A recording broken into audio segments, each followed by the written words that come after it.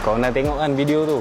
Inilah dia contoh gearbox CVT. Macam dalam video tu, itulah simptom-simptom dia bila gearbox CVT tu rosak. Bila korang masuk di, gear tak masuk. Atau bila korang speeding tekan minyak, dia tak pergi, rasa macam berat. Ataupun dia ada delay bila nak masuk tekan nak speeding tu. Lagi satu benda yang korang perhatikan dalam video tu, korang boleh nampak tau dia punya RPM tiba-tiba drop. Itulah simptom dia bila gearbox CVT korang tu dah start nak rosak. Simptom-simptom tu terjadi bila komponen dalaman tu dah tak berfungsi dengan baik. Contohnya korang punya steel belt. Sebab apa steel belt? Kemungkinan dia dah putus. Tapi boleh jadi dua kes. Dia dah putus bahagian dia punya steel belt, tapi dia masih lagi melekat pada puli. Dia akan jadi bila kau masuk gear kejap dia akan jalan. Kemudian ada satu masa akan jadi dia akan delay ataupun tak masuk gear. Kemudian korang punya main puli dan secondary puli. Bila main puli secondary puli ni boleh jadi dua kes. Dia punya pressure loose ataupun dia punya puli tu dah bercalar. Bila dah bercalar, sebab tu dia punya steel belt tu tak duduk dengan fit, tu yang dia akan jadi delay ataupun dia tak engage dengan cantik. So bila kes-kes macam ni jadi, kebangkalian untuk gearbox CVT tu rosak, persen dia memang tinggi lah. Sebab apa? Sebab komponen yang aku cerita tadi. So bila simptom-simptom macam aku cakap tadi, gear tak masuk, speeding, respon lambat, ataupun kereta yang berusia nak dekat 10 tahun ataupun 10 tahun ke atas, kalau nak buat overhaul gearbox, boleh roger kami di workshop Transmatic Automotive Seksyen 15 Shah Alam.